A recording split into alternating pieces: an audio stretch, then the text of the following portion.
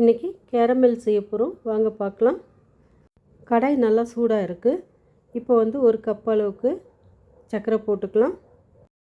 சர்க்கரை போட்ட உடனே கலந்து விடக்கூடாது. லேசாக கலர் மாறும்போது நம்ம கலந்து விட்டுக்கலாம்.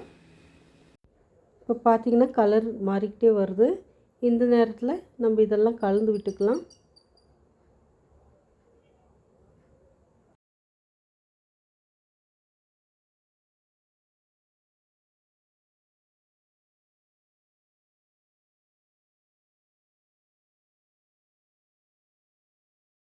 இப்போ பார்த்திங்கன்னா நல்லா கலர் மாறிடுச்சு.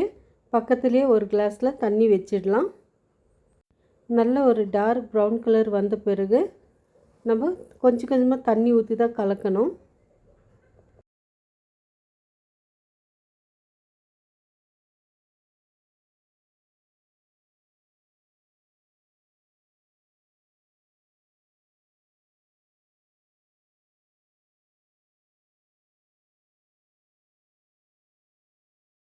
இப்போ நல்லா ஒரு டார்க் கலரில் மாறினதும் கொஞ்சம் கொஞ்சமாக தண்ணி ஊற்றி நம்ம கலந்து விட்டுக்கலாங்க.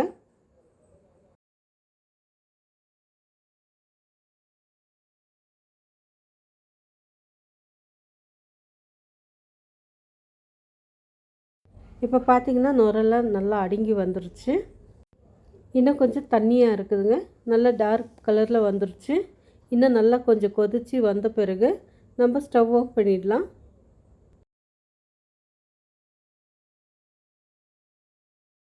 இப்போ சிரப்பு நல்லா ஒரு திக்காக இருக்குது. ஆறுனதும் இன்னும் கொஞ்சம் திக்காகிடும். இப்போ ஸ்டவ் ஆஃப் பண்ணிடலாம். இப்போ கேரமல் சிரப் பார்த்திங்கனாக்கா இவ்வளோ திக்காக இருக்குது.